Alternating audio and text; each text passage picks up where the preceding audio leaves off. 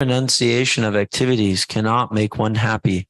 The sages, purified by works of devotion, achieve the supreme without delay. Text 7.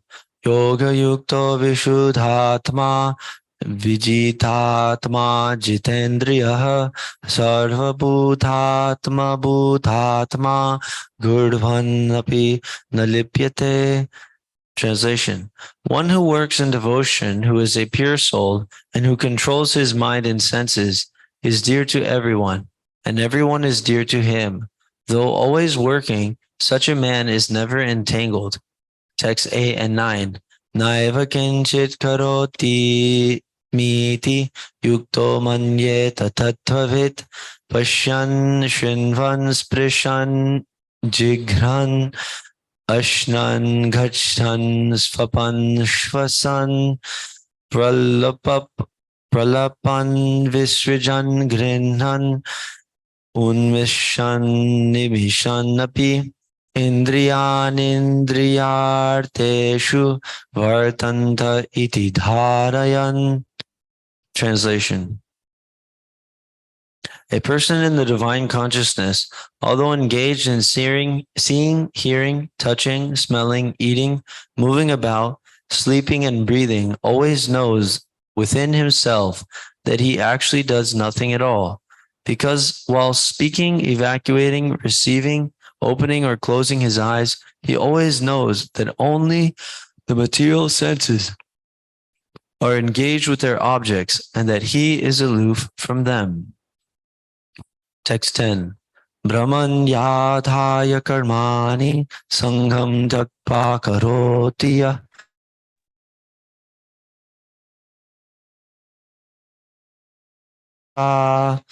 Translation. One who performs his duty without attachment,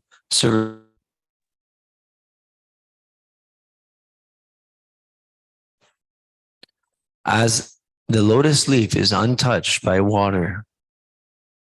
Text 11. Kayena manasa buddhya kevalar indriyarapi yogina karma kurhante sangam jatva.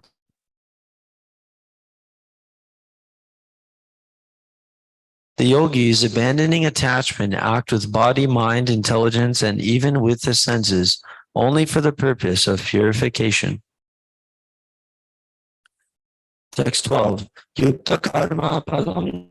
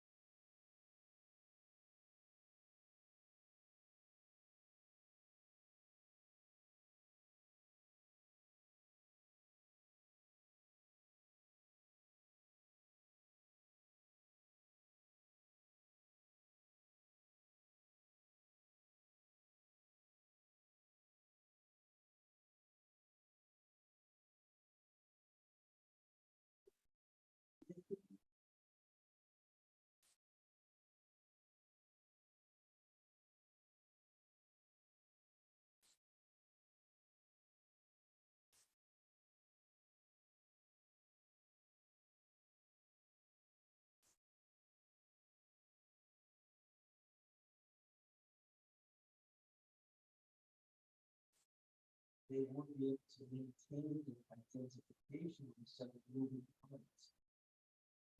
Again, philosophically analyzed. Just like we see the mind moves, mind changes. The change for mind change. How usually once you experience some factor in their mind change it. How can I be that thing?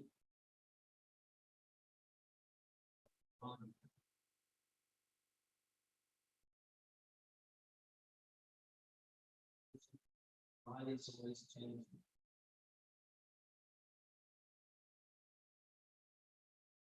Cut, but I'm personally witnessing my hair being cut, changing. How could I be that thing? So this is the Sankhya process of yoga, and we're meant to become detached from matter because we know that we're something different. We stop identifying with such, factors of the material world.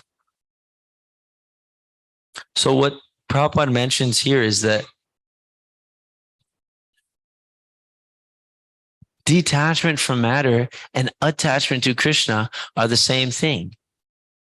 When you move your desires into the Krishna account, you simultaneously detract or you remove them from the Maya account. Right? So they're the same thing and they happen simultaneously and vice versa. When we start investing in the Maya account, then we're automatically removing investments or potential investments from the Krishna account, spiritual account. We can understand that desire is eternal. I mean, we are eternal living entities, and desire is part of our individual nature. We have desires. Those are natural. Those are part of the soul. And we being a soul, right? We're embodied, and depending on the coverings which cover the pure soul, our desires become filtered. So our pure love for Krishna becomes lust for certain material sense objects, depending on our karma. We are awarded a certain set of senses which are grouped about the mind, which have particular tastes. A particular nose wants to smell a particular flavor. A particular eye wants to see a particular form. A particular ear wants to hear a particular type of sounds. And depending on what we desired and what we deserve, we get that when we're embodied in a certain situation. So, devotional service is the positive alternative. Devotional service is flipping the one switch, which will turn on all the lights everywhere. Because as soon as we start serving the Lord in devotional service, then automatically we receive spiritual realization. It's said that pratyaksha vagamam dharmyam, that through this process of knowledge, through this devotional service to the Supreme Lord, you get personal realization. You personally experience pratyaksha. Pratyaksha means direct experience. Pratyaksha vagamam dharmyam. This is the perfection of religion because it gives direct perception of the self by realization. So as soon as we start this process, what will happen is we'll be getting attracted to the Lord because he's Bhagavan. Bhaga means any attractive features or opulences. If there is Parashara Muni, he analyzed different attractive features in this material world, and he determined there's 6 categories. All attractive features can be summarized into 6 categories: wealth, beauty, power, renunciation, fame, and knowledge. Right? So these are 6 categories. And Krishna is Bhagavan. Means that he's the possessor of all those opulences or all those attractive features. He's the reservoir of all attractive features. So as soon as we contact him by devotional service, or we start associating him through devotional service, and we heard this morning, Krishna's spiritual abodes are absolute. Krishna is absolute. His service is him. His abode is him. His name is him. So as soon as we associate with devotional service, we're in direct contact with the Supreme Personality of Godhead, who's Bhagavan, the supreme source of all attractive features. Therefore, it's just a matter of time, because the soul is naturally attracted to the supreme attractive. Therefore, instead of trying to do philosophical analyzation, we could take directly to the process of devotional service and immediately become attracted to Krishna, which is the same thing as becoming detached to the material world. But unfortunately, if we try to become only detached from the material world, we don't have a positive replacement. Therefore, there was a huge bus.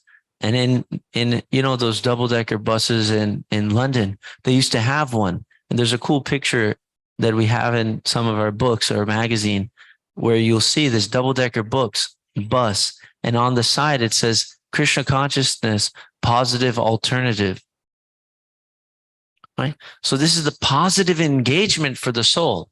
This is why these temples are meant for having an incredibly festive atmosphere, so that we can dovetail all of our desires, all of our propensities that we have,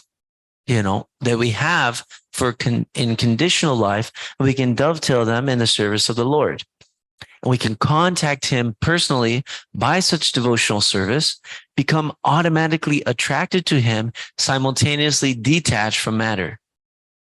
It's said in the Srimad Bhagavatam that as soon as we perform devotional service to the Supreme Lord,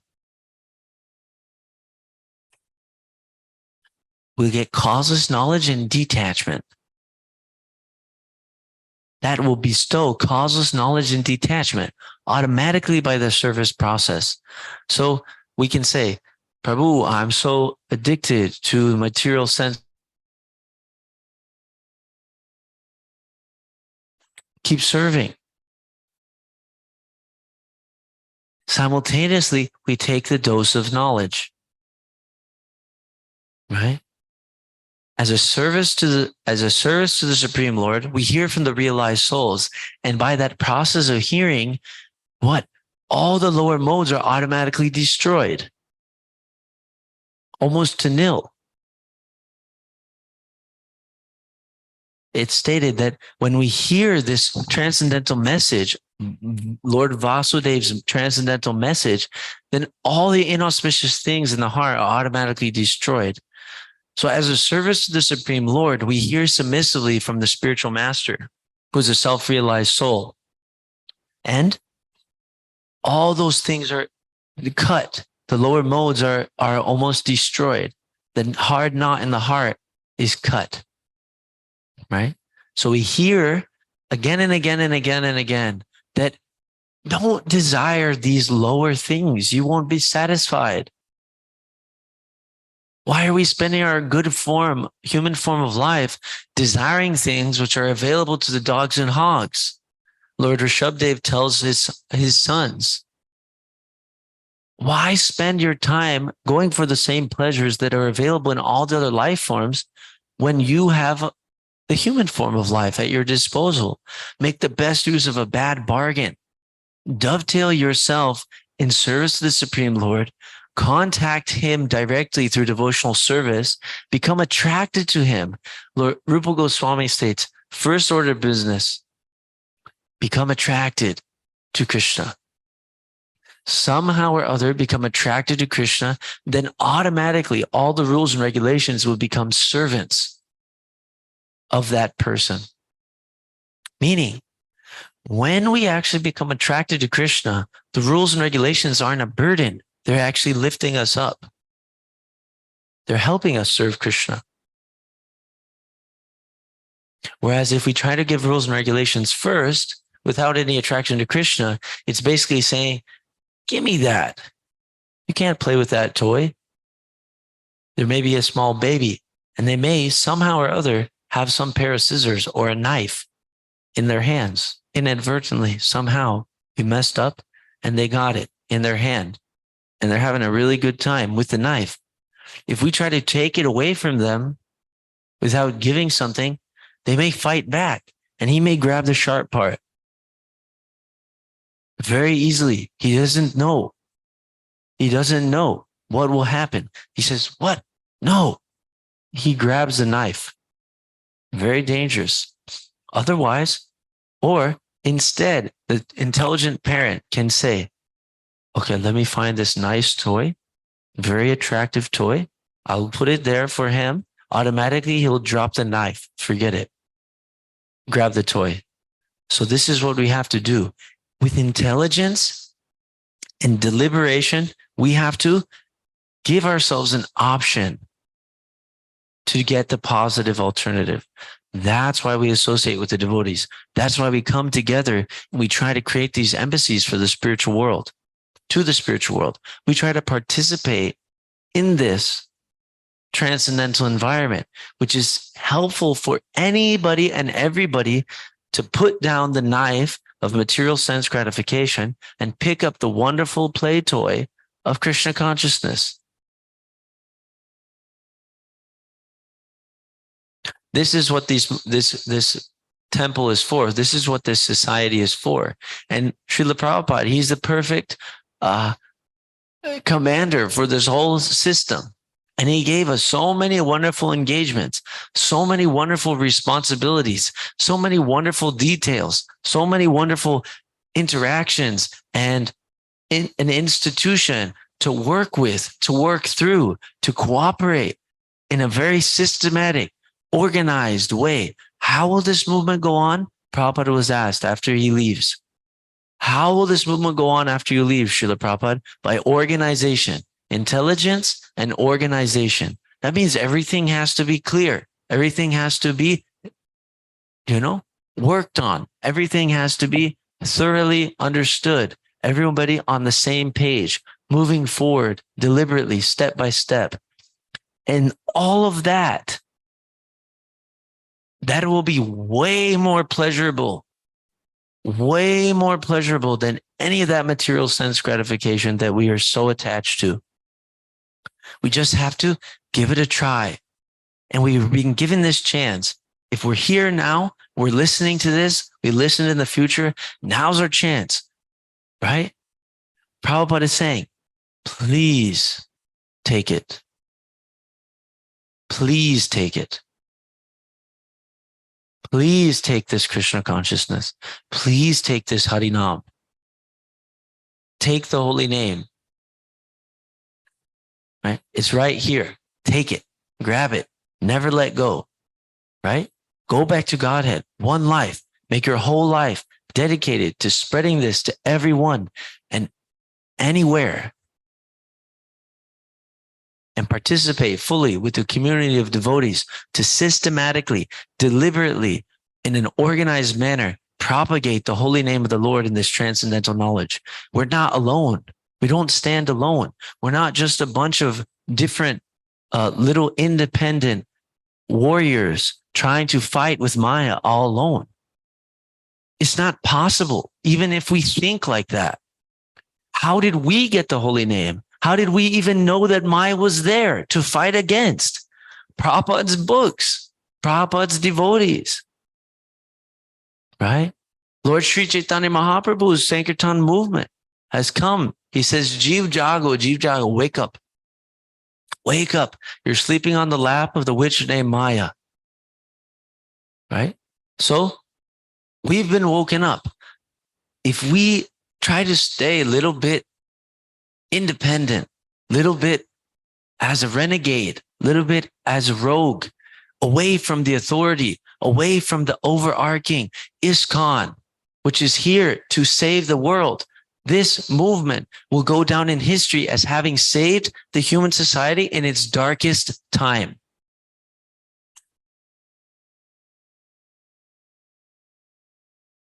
So we have a wonderful opportunity. We can be part of this mission.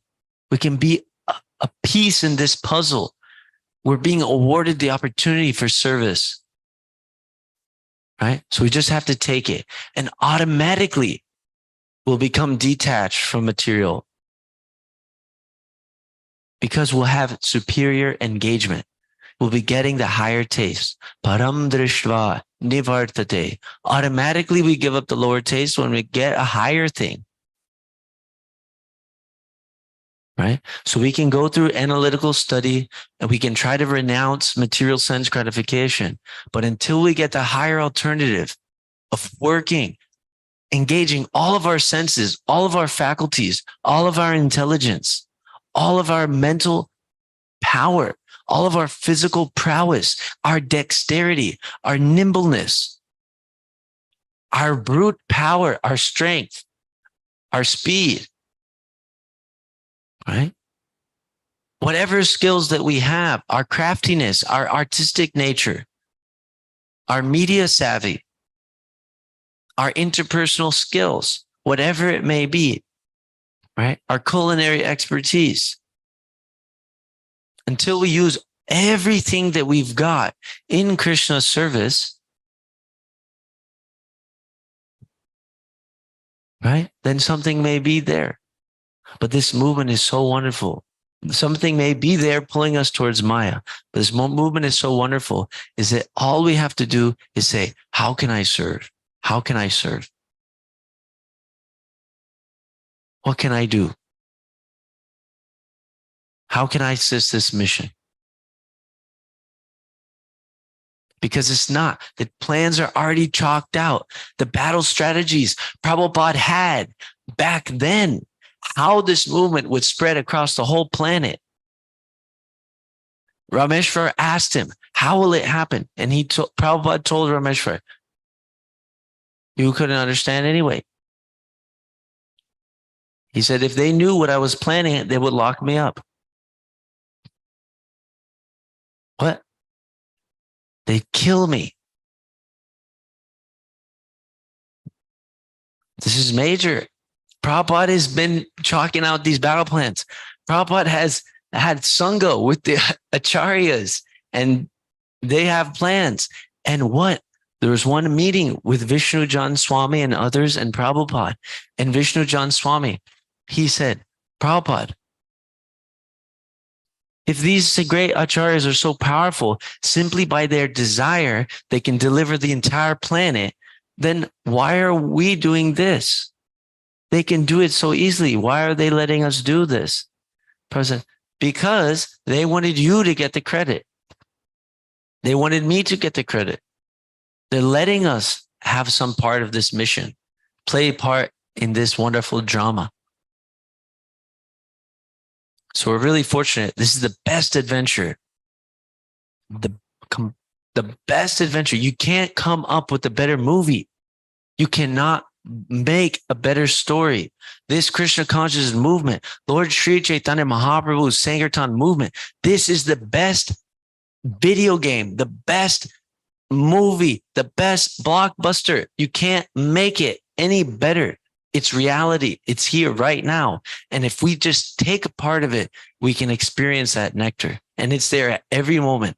Anandam Buddhi Vardhanam. Every single step, more and more bliss. And what happened? The devotees who Prabhupada gave responsibility. He said, Shivananda, you go to Germany. You'll be the head for the whole country. He went alone to the whole of Germany to be the leader of that entire project, the entire country. Ganesham, he was there behind the Iron Curtain in the Eastern Soviet, countries who are actually communist countries. And he's giving Prabhupada's books incognito, being chased, his life threatened, persons being imprisoned, chanting on beads made out of bread. There's an amazing adventure happening. We just have to be part of it. Okay. Thank you so much, Prabhus. I really appreciate your kind attention. Can we have some discussion? Okay, Jagannath Prabhu. I liked what you were saying about being attracted to Krishna, but what can we do to become more attracted to Krishna? You touched a few points, but I just want to know a few more. Maybe read Krishna book or something like that. Krishna's service is Krishna. Krishna's management is Krishna. Krishna's floor is Krishna. Everything is Krishna. In Krishna's devotional service, you don't have any wrong turn. It's all good. It's all working to attract you to that Supreme Personality of Godhead. And he will get there. He will attract you. That's his business, is to attract every single person. He's the only person in entire creation by the playing on his sweet, sweet flute. It's just a matter of time. We have to apply ourselves to the process, take humble devotional service from the Guru Parampara, then automatically we'll become attracted to Krishna. Certainly reading about Krishna is going to attract you to Krishna. Certainly Krishna book will attract you to Krishna. All right? But you know what my realization is? We are very active. In this age, we have a lot of different conditioning. Big part of the Western, modern Kali Yuga conditioning is very passionate, very passionate. We have to do something for Krishna, right? We're not the doer, but let us apply ourselves. Let us allow Krishna to use us for organization, for systematic execution, unfolding of Krishna's plan. It has a lot of details to it. And Srila Prabhupada, he asked people, design this temple. Surabhi Prabhu, right? He's actually was a draftsman. A draftsman is somebody who draws. He's not an architect or a designer. He just draws according to the instructions of the professional. Surabhi Prabhupada treated him as if he was an architect, and he expected him to act like an architect, to consider everything and to make it practical reality. He was just a draftsman. What does that do? That forces us, go to the next level, pull it all out.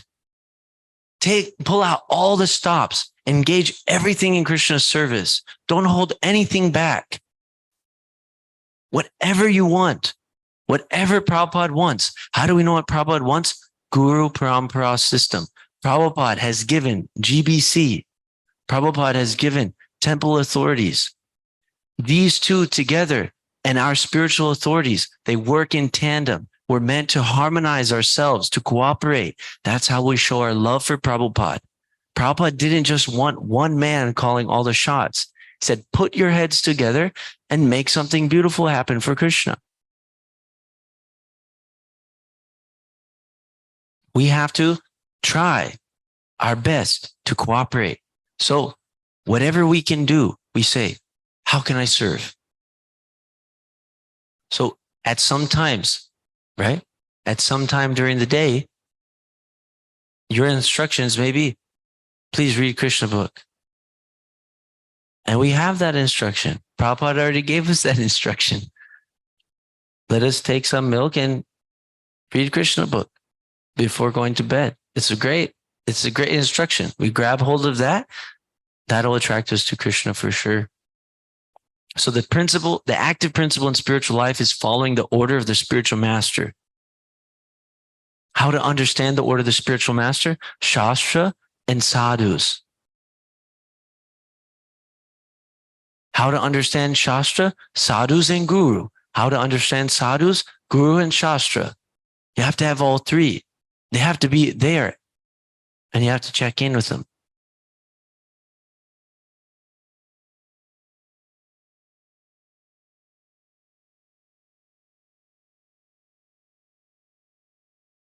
So the active principle in spiritual life is following the order of the spiritual master. The advancement in Krishna consciousness means attraction to Krishna is growing. And Prabhupada states in the preface to the Nectar of Instruction, advancement in Krishna consciousness depends on the attitude of the follower. The more the service attitude is growing, developing, blossoming, right? Then that is our advancement in Krishna consciousness. So attraction to Krishna, that means advancement. If we're not becoming more attracted to Krishna, we're not advancing. But remember, Krishna service is Krishna.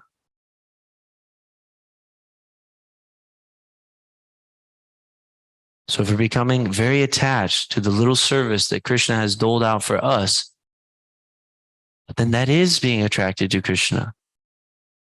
And that will surely help us to chant more intensely the Lord's holy name. That will surely help us to be more absorbed in the philosophy and the pastimes and the Leela. That absorption in Krishna's service, that attachment to Krishna's service that we've been given, that we've been asked to perform by the spiritual master, that attraction for that will certainly help us in our association with the other devotees and in worshiping the deity. So they all nourish each other simultaneously.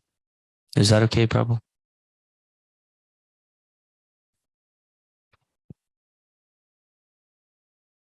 Yeah, we can talk later. Srimad Bhagavad Gita ki jai.